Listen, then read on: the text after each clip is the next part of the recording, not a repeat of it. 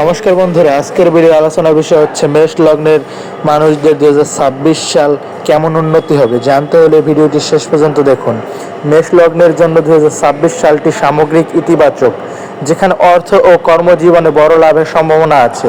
বিশেষত বৃহস্পতির প্রভাবে জুন থেকে নভেম্বর পর্যন্ত সময়টা অত্যন্ত শুভ থাকবে। তবে শনির প্রভাবে সম্পর্ক ও পড়াশোনায় সতর্ক থাকতে হবে এবং কিছু চ্যালেঞ্জ আসতে পারে, যা ধৈর্য ও মনোযোগ দিয়ে মোকাবেলা করা প্রয়োজন।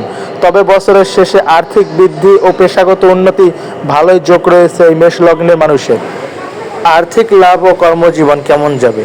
আর্থিক লাভ, বৃহস্পতি ও রাহুর প্রভাবে অর্থ ও আয়ের নতুন পথ খুলে যাবে মেষ লগ্নের মানুষের, যা আর্থিক অবস্থার উন্নতি ঘটাবে।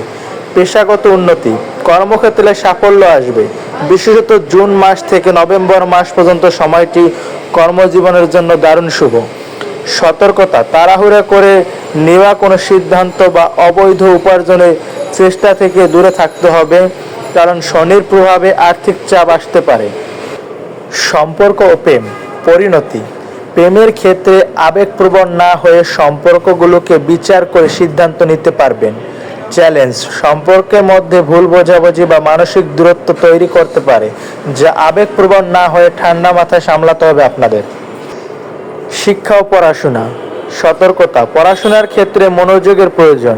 বিশেষ করে অক্টোবর ও নভেম্বর মাসগুলো দুর্বল হতে পারে এই পড়াশোনার ক্ষেত্রে মেষ লগ্নের মানুষের। সুযোগ, উচ্চশিক্ষার জন্য বা বিদেশ থেকে ভালো ফল পাওয়ার সম্ভাবনা আছে। যদি সচেতন থাকেন তাহলে যারা বিদেশে চাকরি করছেন বা বিদেশে যাওয়ার জন্য তৈরি হচ্ছেন তাদের জন্য ভালো খবর আসতে পারে এই মে মাসের পরে মেষ লগ্নের মানুষের। সামগ্রিক দিক, পরিবর্তন ও বৃদ্ধি, এটি একটি গুরুত্বপূর্ণ বছর হবে যেখানে ব্যক্তিগত পেশাগত জীবন বড় পরিবর্তন উন্নত দেখা দিতে পারে। গুরুত্বপূর্ণ সময়, বছরের শেষটা ভালো আর্থিক বৃদ্ধি ও পারিবারিক ক্ষেত্রে ইতিবাচক পরিবর্তনের সঙ্গে শেষ হতে পারে, যা ভবিষ্যতের জন্য একটি মাইল ফলক হবে।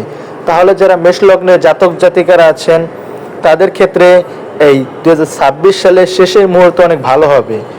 ভবিষ্যতে কিছু করতে পারবেন, আপনাদের অর্থ থাকবে এই 2026 সালের শেষের দিকে। অনেক অর্থের মালিকও হতে পারেন আপনারা। মেষ লগ্নের জাতক জাতিকাদের জন্য কিছু পরামর্শ দেওয়া হলো। ধৈর্য ধরুন এবং সঠিক সময়ে সঠিক সিদ্ধান্ত নিন। গুরুজন বা শিক্ষকদের পরামর্শ নিন, তাহলে আপনারা ভালো কিছু করতে পারবেন।